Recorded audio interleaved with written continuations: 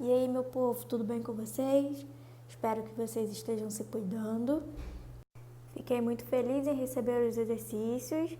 Vocês se saíram muito bem. Espero que vocês continuem assim. Estou com muita saudade de vocês e espero que logo a gente possa estar junto de novo. Tá bom? Vamos para o nosso volume 2, nosso segundo livrinho. Vamos começar pelo capítulo 9, onde fala sobre a litosfera em formação e os agentes internos. Vamos começar falando sobre o tempo e suas transformações. O planeta Terra tem aproximadamente 4,5 bilhões de anos. Para que possuísse condições ideais de vida, precisou passar por diversos acontecimentos que marcaram as rochas da nossa litosfera, que é a parte superficial da estrutura da Terra. Muitos desses acontecimentos ocorreram há bilhões de anos e foram descobertos a partir dos estudos científicos. Existem diferentes escalas para a gente medir o tempo dos acontecimentos. Para medir o tempo dos acontecimentos das sociedades humanas, como o da ocupação em 1500 do Brasil pelos portugueses, ou os nossos anos de vida, utiliza-se o tempo histórico, que é contado geralmente em séculos e anos. E para medir o tempo dos fenômenos naturais e das transformações da litosfera, desde a origem do universo até os dias de hoje, é utilizado o tempo geológico, que é um outro tipo de medição temporal e que é geralmente contado em milhões e bilhões de anos. Essa figura nos mostra uma tabela geológica. Uma tabela geológica ela é dividida em intervalos de tempos, maiores ou menores, de acordo com as transformações ocorridas. Na tabela é possível visualizar a divisão do tempo geológico em éons, eras e períodos. Na tabela temos o éon fanerozoico, que é dividido nas eras Cenozoica, Mesozoica e Paleozoica. A era Cenozoica, os principais acontecimentos foram o surgimento do Homo sapiens, os continentes atingiram a atual configuração e tiveram as formações das grandes cadeias de montanhas e dobramentos modernos. Na Mesozoica, houve o aparecimento de pequenos mamíferos, o fim dos dinossauros, um meteoro atingiu o atual México e liberou toneladas de poeiras na atmosfera, bloqueando a luz solar. Surgiram os dinossauros, fragmentação da Pangeia e a formação da Pangeia. Na era Paleozoica, alguns animais saíram da água, originando-se os anfíbios e os répteis. Florestas e pântanos foram destruídos e deram origem às reservas de carvão mineral. Os continentes foram ocupados por milhões de espécies. As primeiras plantas terrestres surgiram. No ambiente marinho, teve início o desenvolvimento de plantas e outros seres vivos apareceram, como os invertebrados, além dos peixes e outras espécies marinhas. Temos o éon proterozoico e o arqueano, na era pré-cambriana, onde os principais acontecimentos foram: surgiram as primeiras formas de vida, as bactérias, formação de um imenso oceano quente e raso, uma grande quantidade de vapor d'água e gases foi liberada, formando a atmosfera primitiva. Aos poucos, o planeta foi se resfriando e dando origem à nossa litosfera, e uma forte colisão com outro corpo celeste liberou muitos fragmentos, originando a Lua. E a Terra era uma grande massa de rochas incandescentes. Os agentes internos formadores do relevo. Ao se observar o planeta Terra, nós percebemos por meio das paisagens que a litosfera é cheia de formas diferentes. O relevo é um dos elementos naturais que mais se destacam na paisagem. Mas afinal, como que é formada a litosfera e como são formadas diversas formas de relevo? Para isso, precisamos entender a dinâmica que ocorre no interior do planeta. Precisamos entender a estrutura interna da Terra. Temos a crosta terrestre, o manto, o núcleo e os continentes situados sobre as placas tectônicas. Vamos dar uma olhadinha nas características de cada um? A crosta é a porção extrema da Terra, é a mais fina de suas camadas e é a que conhecemos melhor. Embora seja composta de material rochoso, sólido e aparentemente de grande resistência, é na verdade muito frágil. É composta de oxigênio, sendo a sílica, óxido de silício, seu principal componente, e o quartzo, seu mineral mais comum. A espessura da crosta é variável, entre 5 a 70 km. A crosta é dividida em crosta continental e crosta oceânica, com composições diversas e espessuras diferentes. A crosta continental ela é formada essencialmente de silício e alumínio, por isso é chamada de cial, medindo de 25 a 50 km de espessura. A crosta oceânica é formada por silício e magnésio, por isso é chamada de cima. Tem mais de 5 a 10 km de espessura e é mais densa que a crosta continental por conter o quê? Mais ferro. A crosta está dividida em muitos fragmentos, não sendo a camada mais inteiriça. Esses fragmentos eles recebem o nome de placas tectônicas.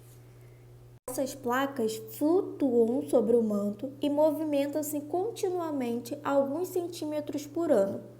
Abaixo da crosta está o manto, que é uma camada mais espessa, mais grossa que a crosta. Ela possui uma espessura de 2.950 km e formou-se há 3,8 bilhões de anos. O manto divide-se em manto superior e manto inferior. O manto superior tem, logo abaixo da crosta, uma temperatura relativamente baixa, chegando a 100 graus Celsius. O manto interior tem a temperatura bem mais alta, chegando a 2.200 graus Celsius a 3.500 graus Celsius, segundo alguns autores. Perto do núcleo, o manto se encontra em um estado pastoso, pois derrete em relação às temperaturas. Os minerais que compõem o manto são muito ricos em ferro e magnésio. O núcleo é a mais profunda e menos conhecida das camadas que compõem o globo terrestre. Acredita-se que ele seja formado por duas porções, uma externa, de consistência líquida, e outra interna, sólida e muito densa, composta principalmente de ferro e níquel, por isso é chamada de NIF. O núcleo externo tem 2.200 km de espessura e está no estado líquido. O núcleo interno deve ter a mesma composição que o externo, mas devido à altíssima pressão, provavelmente é sólido, embora tenha a temperatura de 5.000 graus Celsius, um pouco inferior à temperatura da superfície do Sol. Tem 1.250 km de espessura. Vamos nos aprofundar um pouquinho sobre as placas tectônicas. O processo de resfriamento do planeta que originou a crosta terrestre fez com que a litosfera não fosse totalmente lisa, gerando várias formas de relevo e também rachaduras, que recebem o nome de falhas geológicas. Essas falhas elas criaram zonas de instabilidade por toda a crosta terrestre, nas quais surgem as zonas de vulcanismo, extravasamento de magma e ocorrem os abalos sísmicos, os terremotos, ou seja, são agentes internos formadores dos relevos. A solidificação da crosta terrestre fez com que a Terra fosse formada por placas litosféricas, também chamadas de placas tectônicas. Então, com outras palavras, a gente pode falar o quê? Que a crosta terrestre não é uma camada rochosa inteira e lisa, mas fragmentada em várias partes, seja nos continentes ou no fundo dos oceanos. Essas placas se movimentam sobre o manto e entram em contato de diferentes formas. Os movimentos das placas tectônicas acontecem por causa da alta temperatura do magma, que são rochas derretidas que compõem o manto e fazem com que ele tenha um estado pastoso. Então, a gente pode falar assim, é como se as placas sólidas das rochas da litosfera ficassem sobre uma gelatina de magma muito quente.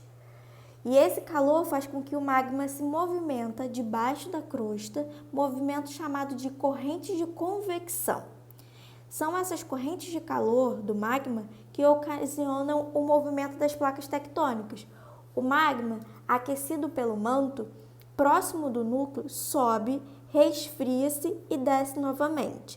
Mais uma vez se aquece próximo ao núcleo e ao subir pode extravasar a crosta terrestre, gerando o quê? O extravasamento de magma. Os movimentos das placas tectônicas. Então vamos relembrar, a crosta terrestre é dividida em placas tectônicas e elas realizam o quê? Um movimento sobre o manto. A crosta terrestre realiza um movimento constante e lento. O movimento da crosta terrestre sobre o magma, por causa das suas correntes de convecção, faz com que as placas litosféricas ora se aproximem, ora se afastem, ora apenas deslizem lateralmente umas nas outras, gerando 3 principais contatos entre as placas tectônicas. Temos o movimento divergente, onde as placas tectônicas se separam e se movem em direções opostas, permitindo a formação de uma nova litosfera, por isso também são chamadas de construtivas. Exemplo, América do Norte e o centro da Europa, formando uma fenda gigante no fundo do Oceano Atlântico, por onde o magma extravasa, chamada de dorsal mesoatlântica. O movimento convergente é o movimento que as placas tectônicas convergem, colidem. Nesse caso, há 2 possibilidades. Na primeira, as 2 placas colidem e sofrem dobramentos, formando cordilheiras, como no caso do Himalaia. E na segunda, uma placa mergulha por baixo da outra em um movimento chamado subsidência, promovendo o retorno da litosfera oceânica para o manto, enquanto outra placa fica em cima, sofre o processo de ascensão de dobramentos geológicos, ou seja, surgem gigantescas cadeias montanhosas e também arcos de ilhas no meio dos oceanos, também podem ser chamadas de destrutivas. Exemplo, a placa de Nazca com a placa da América do Sul formando a Cordilheira dos Andes. E temos o movimento transcorrente, onde as placas tectônicas deslizam lateralmente e uma se movimenta paralelamente ao lado da outra. Geralmente formam uma falha geológica e também podem ser chamadas de conservativas. Exemplo, a placa do Pacífico com a placa norte-americana, formando a falha de San Andreas, no estado da Califórnia, nos Estados Unidos. Teoria da deriva continental. Graças à teoria da deriva continental, os primeiros estudos sobre os movimentos das placas tectônicas foram desenvolvidos. O criador dessa teoria foi o alemão Alfred Wegener, que em 1913 percebeu, ao observar um mapa mundi, que os contornos dos continentes se encaixavam, como se fosse um quebra-cabeça. Alfred desenvolveu a teoria de que, em algum momento da história do planeta Terra, esses continentes estiveram muito próximos. O esquema a seguir, ele mostra como que aconteceu o movimento dos continentes. Primeiro, a gente observa-se a Pangeia, primeiro continente formado pela união de todos os continentes atuais entre 200 e 500 milhões de anos. Segundo, observa-se a Laurásia e a Gondwana 200 milhões de anos atrás, quando a África e a América do Sul começaram a se separar das terras mais ao norte. Terceiro momento, observa-se a formação quase total que se conhece dos continentes. Foi há 165 milhões de anos que a Austrália começou a se separar da Antártida. E o quarto momento, há 65 milhões de anos, formou-se a configuração dos continentes que se conhece na atualidade. Agentes internos ou endógenos. Eles são forças naturais provenientes do interior do planeta e resultam das características de pressão e temperatura contidas no interior da Terra. Os movimentos das placas tectônicas, os tectonismos, são responsáveis por 2 agentes internos de formação de relevo terrestre, o vulcanismo e o tectonismo. responsáveis pelo terceiro agente, o terremoto. Vulcanismo é um fenômeno natural marcado pelo extravasamento do magma em forma de lava, além de gases, fumaça e fontes de águas termais. Uma erupção vulcânica ela pode ser prevista apenas a partir de tremores causados antes da erupção do magma. Portanto, é um elemento natural capaz de realizar grandes desastres ambientais, já que a lava expelida é muito quente e destrói tudo que encontra. O tectonismo é um fenômeno natural marcado pelo movimento das placas tectônicas e suas consequências, como o surgimento de cadeias de montanhas, falhas, dobras geológicas, ilhas, entre outros, e os tremores da Terra, chamados de abalos sísmicos ou terremotos, que resultam do choque de placas litosféricas ou da acomodação de partes da litosfera. No nosso capítulo 9, falamos sobre os agentes internos. E agora nós vamos falar no nosso capítulo 10, os agentes externos. Vamos começar pela diferença dos agentes internos, ou também chamados de endógenos, e agentes externos ou exógenos. As transformações que ocorrem na superfície terrestre são provocadas por dois tipos de agentes: os internos ou endógenos, que envolvem eventos ou processos localizados abaixo da superfície. Os externos, também conhecidos como exógenos, atuam acima da superfície do planeta e possuem uma forte influência da atmosfera e da água, além de agirem como escultores do relevo, promovendo lentas alterações. Os agentes internos são responsáveis por formar novos relevos, podendo transformar relevos existentes nesse processo, enquanto os agentes externos são responsáveis apenas por transformar os relevos existentes. Vou falar um pouquinho sobre os agentes externos transformadores do relevo.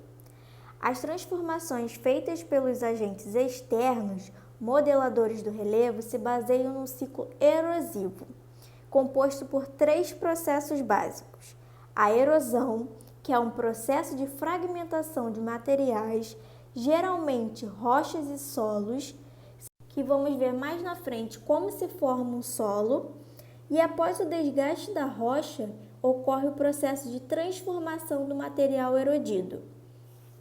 A sedimentação é o processo que ocorre logo após a erosão e o transporte das partículas provenientes desse desgaste.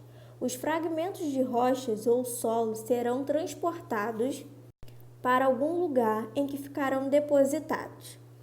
Transporte e sedimentação. Os processos de erosão, transporte e sedimentação são complementares. Eles atuam conjuntamente na transformação dos relevos. A ação da água. A hidrosfera é um dos principais agentes modeladores do relevo. A água no planeta é abundante e se encontra na forma sólida, nas calotas polares, nas neves eternas dos picos de montanhas e em forma de neve e gelo nos invernos das altas latitudes. De forma líquida, nos rios, lagos, mares, águas subterrâneas, reservatórios artificiais, entre outros, e de forma do vapor d'água, que se acumula principalmente nas nuvens e é responsável por causar as chuvas.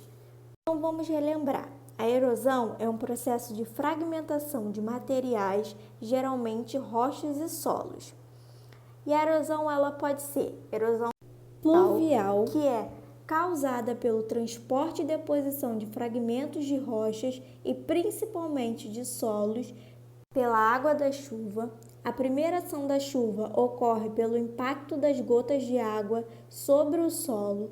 Logo depois ele vai se infiltrar no solo e quando não encontra mais espaço para se infiltrar, escoa, levando consigo fragmentos do solo e da rocha. Essa ação é acelerada quando a água encontra o solo desprotegido de vegetação, pois as raízes das plantas funcionam como uma rede que segura o solo. Esse tipo de erosão ocasiona a perda da parte da superfície do solo, que é rica em nutrientes, de modo que esse solo se empobreça com o passar do tempo. A erosão fluvial ela é causada pelo transporte e deposição de fragmentos de rochas e solo, existente nas margens e nos leitos dos cursos de água. Rios, ribeirões, córregos. São os próprios rios que criam os seus caminhos e que, com o passar do tempo, vão escavando o leito e as margens, tornando o rio mais largo e aumentando a profundidade. É um processo natural que demora milhões de anos para acontecer, podendo ser acelerado quando a água encontra o solo desprotegido da mata ciliar, que é uma vegetação ao redor das margens do rio. Pois sem as raízes das plantas, o solo e as rochas das margens tendem a desprender com mais facilidade, sendo erodidos com mais rapidez. A erosão marinha ela é característica de regiões litorâneas. É causada pelo impacto da água do mar no relevo, como rocha e solo, por meio de ondas e pelos movimentos das marés.